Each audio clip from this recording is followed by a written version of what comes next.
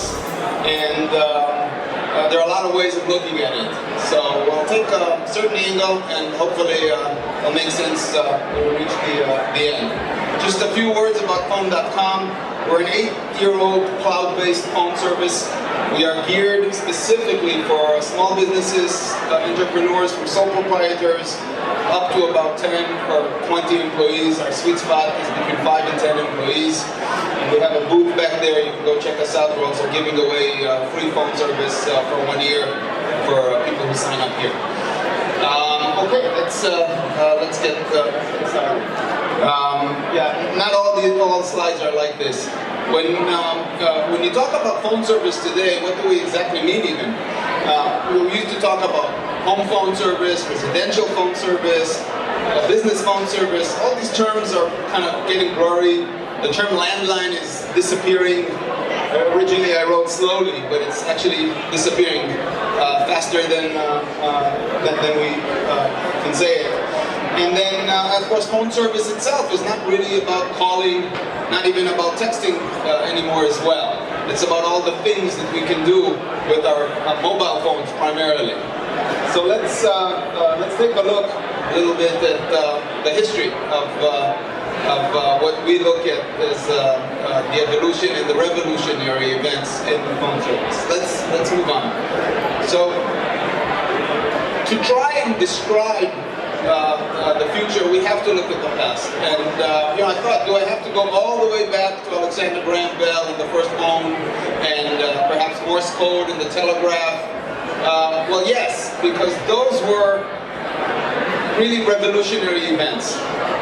And the biggest distinction that we'll make here is between evolutionary events, technology advancements, and real revolutionary or paradigm shifts in the industry that caused a complete transformational event in the way people behave and in the way services, phone services primarily, were sold or delivered.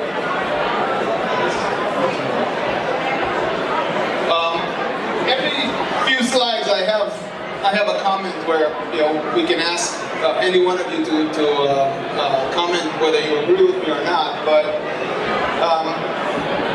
the invention of the phone number was a big deal. But the truth is that most of the milestones still, since the first phone service was introduced, all the way to the early 80s when mobile phone services came into play, were what I call an evolution, not a revolution. Yes, throughout the years we were able to change the way we call, from clicking a button and reaching an operator who connected us, to direct dialing through rotary dialing, and then push buttons, and of course long distance and international long distance. But we still use the phone in our house or in our office and connect them. We got more of them. They were better, of course, but it's almost 80 years of just evolution. If you watch TV shows from the 40s, even 30s, till the 80s, right? It's a regular phone service. You can disagree with me, so just pause a second. If anybody's inspired to disagree with me already, you can. No. I'll wait. Just a fun fact, the first area code was in New Jersey, and it was 201 in 1951. I guess not a big surprise given that Bell Labs was in New Jersey, etc. Phone.com, by the way, is headquartered in New Jersey as well. Okay, so let's move on. So I skipped the mobile phone service introduction, and I'm moving to 1995. And as I said, not until 1995 did we feel another kind of seismic change in the industry, or a big paradigm shift. And yes, I'm a bit biased. And why? Because I was with Bell Labs in that time. I'm originally from Israel, and in February 1995, an Israeli company introduced the first ever internet phone. It actually was called iPhone. They didn't keep that name. But it was the first time that you were able to place a call from one PC to another. And when I was at Bell Labs, I kind of read about it somewhere and maybe saw news clip. I didn't know much about it, but there was a buzz, and people started asking me questions. Fast forward just a few months, I found out that two high school classmates of mine are the first two employees of that company. They opened up their US headquarters in New Jersey, and I left Bell Labs to this startup, Tech, and kind of rode the wave of the whole revolution, evolution, transition of what voice over IP did. But that was it, 1995. And I saw the stages of denial, guys at Bell Labs that were laughing at it, it's not real, it will die. And then the anger, how could that be? There were lawsuits already in 1995 and in 1996 because there's denying and already starting to protect. And then, many of you may remember that the late 90s, early 2000s, big job losses in the big telecom companies, service providers, etc. And then eventually, of course, it led to a lot of new opportunities. I never thought that by leaving AT&T, Bell Labs, Lucent, I'll actually not only get to an amazing journey, but also have job security, because this 100,000 employee Lucent collapsed, and then of course many other companies.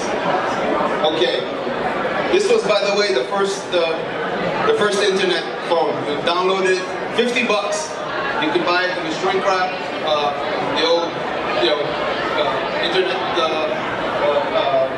stores, and you could have very choppy voice calls with anyone else who downloaded this, or a very slow dial-up. We even had video. And yes, even back then, the video was used for stuff that we can't talk about here. Okay, let's move on. So why do I say VoIP? And of course, the internet, commercial internet, in 1992 was one of the big aspects that allowed that to do that. I don't know if any of you are from somehow related to the industry or whatever, but all these big names, Bell Labs, AT&T, Nortel in Canada, Alcatel in France, Ericsson, Marconi, they're all big names. They were the big manufacturers of phone switches, and they all supplied their national phone companies, Deutsche Telekom, France Telecom, British Telecom. Obviously in the US it was all AT&T until the government broke it up, and then you had the baby bells, and eventually they kind of all grouped together to AT&T and Verizon. But it was always the same players. And maybe smaller countries didn't have their own manufacturers, they had their local company that worked with one of these big ones, and then the incumbent, the national phone company provided service. Most of them also added mobile service once mobile was introduced. It wasn't new players, it was the same players. With voice over IP, new players came in, like startups, and then even giants, Cisco, that you would never think would have anything to do with the voice. Certainly you didn't in the mid-90s, although Cisco was already a name then. And then of course, later on the service side, everybody knows Skype, one of the early ones. And of course the cable companies on the giant side. You had the companies that were just 100% TV, and now they're offering phone service. And later on, of course, the phone companies offering TV, but that was all because of VoIP. The cable company's phone service has VoIP behind it. And then, of course, we can just look at other examples. iPhone and Android, of course, nothing to do with VoIP, but very much changed an industry and killed giants like Nokia and Motorola within a few years.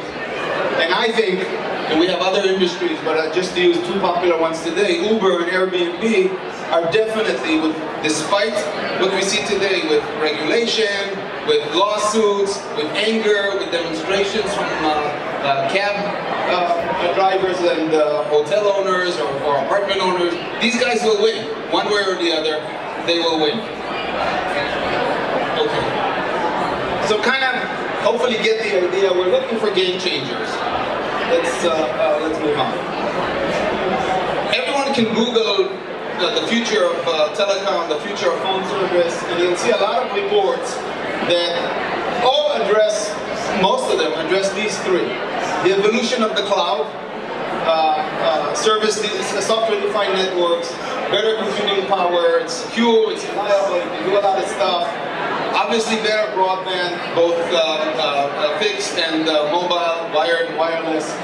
And then of course the end user devices, all the things that we're looking on the next phone that we have, that we're all thinking about the smartphone. Faster tablets, desktop phones as well, and of course the smartphones. So again, using our definition, these are all evolutionary. They're all the boring stuff that are extremely, extremely important, because without that nothing will happen. But it's the same behavior for all of us using phone service when you look at those aspects. All these elements, speed, reliability, security, battery life, design, all the reports talk about them. But again, is that really what we look at as future? Not in our book. So, out of all of these evolutionary events, there's one that I'd like to focus on, and we'll see a little bit later. That's mobile broadband. We know we all want reliable mobile broadband. Today we know it as LTE, 4G, you can call it 5G, 6G eventually, whatever. I don't even know what the technologies will be, so I'm not a big expert in those technologies. I know a few years ago everybody believed, including Intel, in a technology called WiMAX. Billions poured into it, that failed, but it was supposed to be kind of the long-range Wi-Fi, up to 40, 50 miles, etc.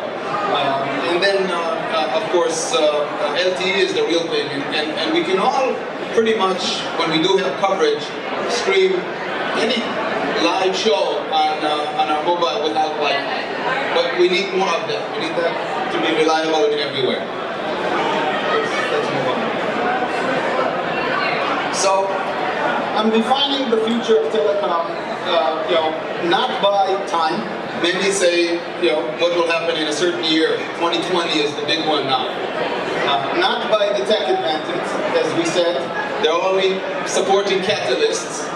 And also not by the things we can do with our phones. And everybody looks at the Internet of Things, the smart home, the smart car, etc. All extremely important, but they're not really the future of phone service in our book. Okay, I'm kind of leading to it, right? So we're looking at actual communications. How will we connect? As in, will we just continue talking? Is it texting? Is it other elements that are going to come later on? There's even mind thinking. There's a company called Interaxon in Canada that has a device that you put on your head and you can think things and it will deliver it then to an app. And then supposedly you don't even have to talk. Is it voice recognition? And then I'm certainly no expert in holograms and on teleporting and all. They're all probably revolutionary when they happen, but it's not the next revolution. It's probably a couple away. And I'm not going to talk about time, but they will certainly be game changers at some point. So let's move on. So the question that's asked, and a lot of venture capitalists ask that, not only for telecom, but in general, how will the next generation use a certain product? Will a certain product or service be important in 10 or 15 or 20 years for the next generation? So we keep that in mind as we keep thinking, what is that future? What is that change?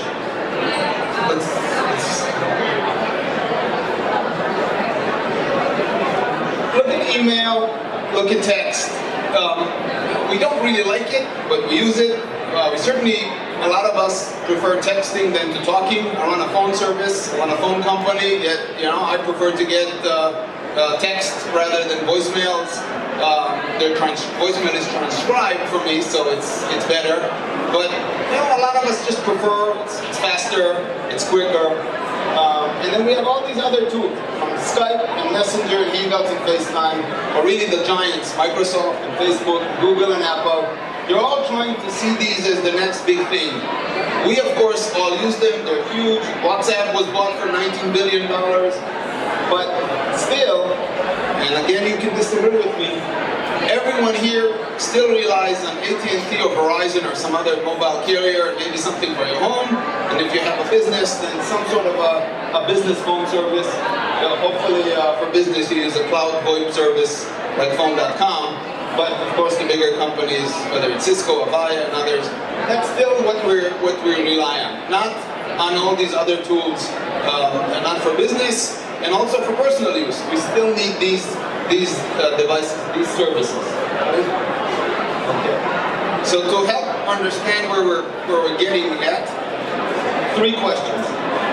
What would you do if your AT&T wireless service won't be able to connect, or wouldn't connect to a Verizon subscriber? So you're trying to call a Verizon subscriber, you can't get them, you're closed, only AT&T.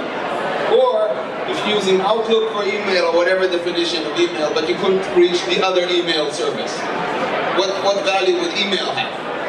And frankly, if you have an iPhone and you download any one of the apps on it, Facebook, obviously, or a Google product on iPhone, or vice versa on an Android phone, what if you could connect between them?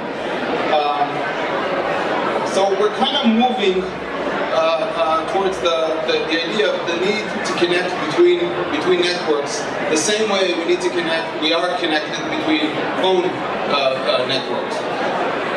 Looking at Slack for a second. I don't know how many of you know Slack, but it's a great new productivity collaboration tool, obviously primarily for business. And if we look at WhatsApp as kind of the cool new productivity collaboration tool for consumer use, Slack could be one of those that we look at for business. There are other tools like Basecamp, etc. Not exactly the same, but they're all in the same general idea. Strong collaboration tool. We love it, by the way, and there are a lot of articles now because they're kind of the darling of the industry. But their CEO, the Slack CEO, says in a video, we are a solution for internal communications, for within an organization. The question is, why is that? Why are all these solutions for an internal organization? Slack is also called the email killer, but it helps. For us, it certainly reduced email use internally, but we still need to rely on email externally. And by the way, a lot of people said with WhatsApp and other type of messaging apps like that, you won't use SMS. But the phone companies are still making a killer on SMS because you can't connect from one another on those texting tools. So let's move on. A little back in history to the 90s. I don't know if you remember AOL Messenger, ICQ, the first chat companies. But you couldn't talk from one to another. You couldn't chat. You couldn't send a message from ICQ to AOL till AOL bought ICQ, or to Microsoft, to other solutions. There are some companies, even today, there's Pigeon that tries to kind of combine it all. Not really successful. You can't really connect between them. Okay, let's stop here. Any questions or comments? Okay. So let's move on. So where are we going with this? So in our opinion, the next paradigm shift, the next revolution is when you will be able to connect between these different tools and have one service, even though you use different collaboration tools. You can use whatever tool you want because you prefer it, but it will talk to the other one. Like that's the big change. Now, it has to also talk to SMS and maybe to email because we need them. And by the way, that might be the real SMS killer or the email killer, because then you can open up and use all these collaboration tools and really not use email, which is cumbersome and annoying, or SMS, which is expensive, or whatever other problem we have with SMS. So now let's take it back to voice and telecom. Right, so let's move on. So again, let's look at a voice over IP call from phone.com customer to a Vonage customer. Both are VoIP related. Yet, in order for me, for my phone.com phone or app, to call a Vonage customer, the call can't go directly from phone.com through the cloud to Vonage. And the same for any VoIP company around business service around the world. Free, paid, business, consumer, we have to dial the number, and it has to go to some middle player, usually a telecom wholesaler, who will terminate the call. And by the way, that's how everything is priced. International minutes, local minutes, all these unbundled services, it's all based on what it costs us as a service provider to terminate the calls to the other provider, the other user, through a middleman. Calls that are on net, that are in the IP level between a phone.com customer and another customer cost much less. It's just IP traffic. It's like Skype, when you call from one Skype user to another, or FaceTime calls. It's all on net. There is no cost really, other than broadband and hosting data, etc. But to move between phone networks, we can, as opposed to moving between a Slack to Basecamp, but it has to go through that middleman. Okay? So why? Oh, by the way, the last comment here, obviously, from Verizon to AT&T, you can totally call. You don't really need a middleman. They have agreements. You can go between all the phone companies directly. Okay, so let's move on. There's no economics there, which is why there is no direct connectivity between phone.com and Vonage. In the old days, if you go back to my mobile example, if you looked at the one mobile phone company, you could talk between them. You have just a few users. It was a small market, so you had to call the landlines. That's how you got to most people. Today, users in the VoIP world are growing and growing, but you still need to get to the open world, to the rest of the world. There were a few companies, I was actually involved in some in the past, that tried to do peering and kind of be a star and connect different VoIP companies, and so that they direct traffic. So they would take a cut, but it would be much less than sending traffic from one phone company from one VoIP company to another through that middleman that charges you a lot of money. Okay? The real player here is the phone number. Without the phone number, you can't place calls unless you're in the closed IP network. If you call a phone.com customer from a phone.com phone, you need to dial their regular phone number just because that's the way it works. But it's theoretical. We could have a fake number and you can still contact, because it's like Skype, really. Even though it's regular phones on the desk, it's all IP. Same with Vonage. You don't really need a phone number to call a Vonage customer from a Vonage phone. But we have to because of the way it's set up. Because all these calls are really just data. Once we can eliminate that, we don't have to have SMS. We don't need a voice plan at all. It's all just data. We don't need to place phone calls in the way we know it, dialing phone numbers. But just one last comment. In order to make that a true statement, we also need to have that strong data all the time, whether it's fixed, which we usually do, or wireless, or mobile when you travel. You have to have data, because otherwise you can't rely on let's make it simple, on FaceTime or Skype if data isn't there all the time. It's much better, but still when we go overseas, if we need phone service, we can't rely just on an iPad or an iPhone that's on Wi-Fi mode only, because we don't have it all the time. If we use data, it's still the old phone company and they'll charge you an arm and a leg. We're trying to look at that elimination of all of that. So really, that's it. We need four things. Reliable and secured cloud, because everything's in the cloud.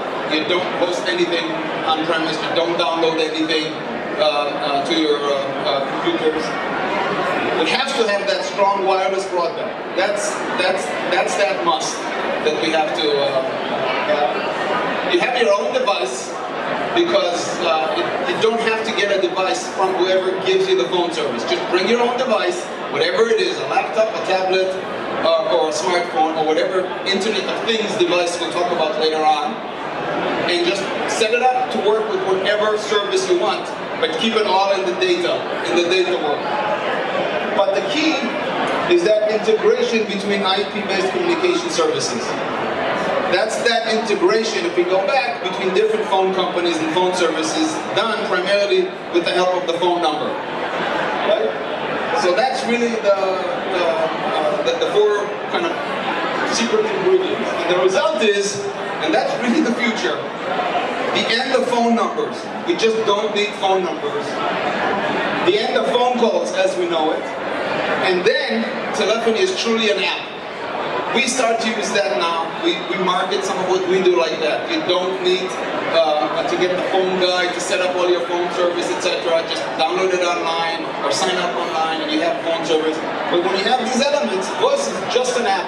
Phone service is just an app, whether you use it for voice, video, or texting, or something else later on. That is the true next evolutionary, or rather revolutionary moment in television. And I said I won't really pick the date, because I've seen different attempts at eliminating phone number and talk about the death of phone numbers for well over 10 years. And there were all kinds of initiatives. They're just not there yet. In my opinion, that will happen, the next slide, with Generation Z. And all these kids, we all use all these tools that we described before. The kids, that's what they know. They use phone service almost as an afterthought, or as only occasional. They're learning phone service because their data usage is their core. With us, it was all the opposite. And there's different ages here, but I would say for sure anyone, if you're over 20 and you're in this audience, you had to go through that transformation. You weren't born into it, because none of us were born into iPhones immediately. We all got to know it, etc. So yes, that's really it. Because today, like I said, there's no economics, there's nobody to push the regulator, there's no incentive. That generation will be the workforce, whether it's 10 years or 20 years, probably less. They will push it, they will do the change, and well, there you have it. That's my story as far as the future of voice. I think that what we will see is that eventually everything will be on the IP level, no more phone numbers, and all the communication that we want will be on that IP level. The last comment that I want to make is that the things, obviously don't happen all at once. Some might say, and we have customers today that use only apps. They won't buy phone service. They'll only use Wi-Fi. It's true for fax also. Why have fax? Nobody wants to use fax. We have to because others demand it, right? As soon as we're all at that level, we'll eliminate the war. My question is the following. I see phone rates declining, and what you're saying about IP interconnectivity means that another time, rates will be declining. So, and another competitor or service of yours are things like Skype or WhatsApp or whatever provides a communication session. So my question to you is, how are you going to survive economically when all the rates are going down? Right, so there is this comment of the race to zero. In general, in many cases, we don't really pay for minutes at all. We pay some unlimited rate, and we got as much as we want. It exists a little less in mobile, but you can even in mobile still do that. The mechanism for charging is going to change. You'll charge for a complete package, etc. The way I said earlier that telephony becomes an app is really what's changing. You will pay for the app. You will pay for the service as part of something else. You will pay for the package. You will pay for support. But the cost based on minute, phone.com charges for a minute, but it's not the main part of our business. Generally, you pay for the size of service that you want and use as many minutes as you want. We still have to charge more internationally, even Skype, if you go Skype out, right? Not on, that's exactly what I'm saying. If you stay on net, it doesn't cost anything. If you go out from Skype, you can get Skype out numbers or Skype in numbers, then they have rates. When people ask me, so what does phone.com charge internationally? We say we're sort of Skype rates, right? If you use Skype to call England, it's very cheap. Phone.com doesn't charge for calls to the UK or most Western countries because they're so inexpensive. We bundle them as if they're the 51st, 52nd, and 62nd state. It's just like domestic calls. If you call, by the way, that's where a lot of fraud still happen. If you call exotic islands or satellite lines, phone.com was hit with calls on satellite to Antarctica. Who the hell can make fake, not fake, but can use phone calls on that? I don't know. But it's $6 a minute. That's it, right? Does it answer your question? So my question is, how safe and reliable is the VoIP over Internet? So two different questions. And I got another question. Okay. So yeah. First of all, there are already millions of users of commercial VoIP. A lot of offices use VoIP in their business phone service, etc. The quality is not a problem. In many cases, it's certainly better than mobile. We talk about HD voice, CD quality voice. With the right headsets, you can get stereo sound that you can't, even if you use the same headset, you won't get on a mobile line. So the quality is better than traditional phone calls. The question is reliability, and that really depends. I mean, there is no issue, really. I mean, you don't feel it. But it really depends on the quality of broadband. If you're using the call on the data at the end device. At phone.com, we are all IP, and we are obviously ready for that future. It's not today. So if we build a business like that only, it's a totally different model. We couldn't be in the game of offering business phone service if we play only on that. You have to offer this real phone service if you want to be a player. But if you forward phone calls and use phone.com kind of as a forwarding solution, which does exist, like Google Voice, but for a complete business, right? You're essentially setting up an account at phone.com. Welcome to business XYZ. Press 1, press 2, just like a business phone. You forward to a cell phone. You forward to a landline. The VoIP is only in the middle. You don't even have VoIP. So if you use a VoIP phone or a VoIP app, it depends on broadband. It depends on if it's plugged in, then it depends on how many phones you plug in and what else is used in that service. If you have Wi-Fi and you have 5 people on Netflix and 5 phones doesn't take a lot of bandwidth. But when we add everything, that's why we work primarily with smaller businesses. With bigger businesses, we don't supply the broadband. So if you don't have an IT expert, we don't have field support to go and set you up. Right? So if it's set up, there is no quality. Now, obviously on the network side, you have to just work like any other phone service. Right? So you have to have the backups, you have to have redundancy, etc. But it's reliable. Just to finish the question, there is a terminology of 5 nines reliability. So uptime a year of 99.999%. You can calculate how many hours are in a year and then do what does it mean if it's 99.999. The truth is, even the traditional landlines are not exactly like that anymore.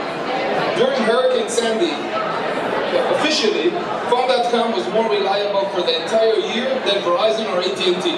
Because they are, of course, regional. It worked in San Diego, but it didn't work in New Jersey because of the hurricane. But we were off for 5 days. I can have, AT&T phone.com work perfectly. It's in the cloud, all secure, no problem. But the price difference is tremendous.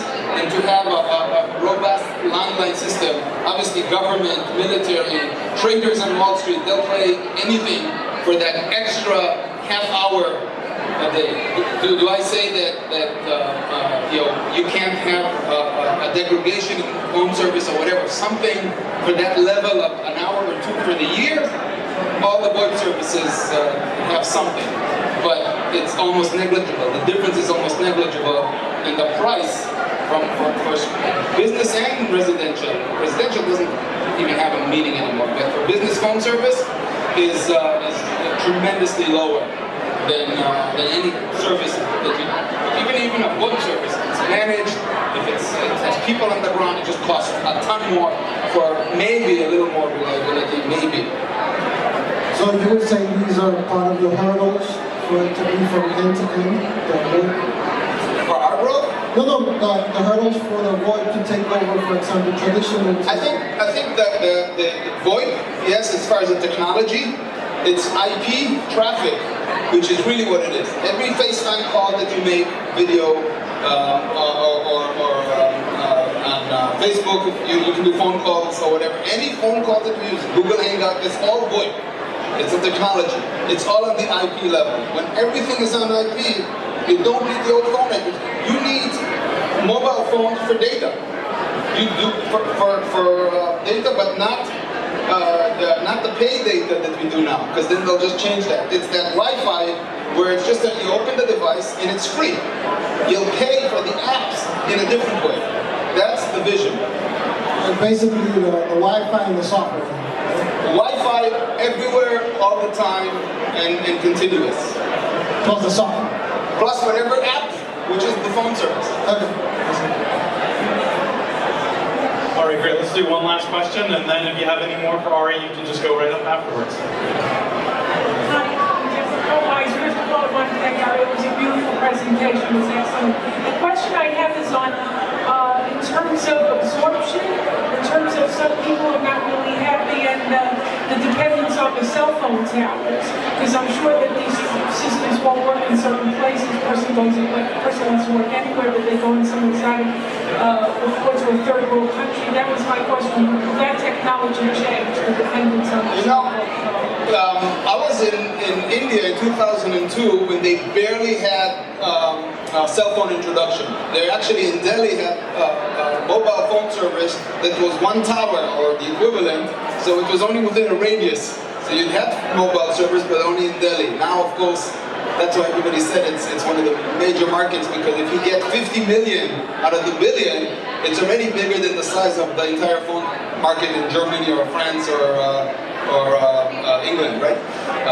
So in some ways, they can leapfrog us because of newer technology, because they never had anything older than that, right? So there is evolutionary elements until we reach that revolution, right? And yes, maybe in Africa or in other places, China and India kind of passed that already because of all the investments in the last decade. But maybe there you can start with that environment, but it really needed to be worldwide in order to be the real game changer.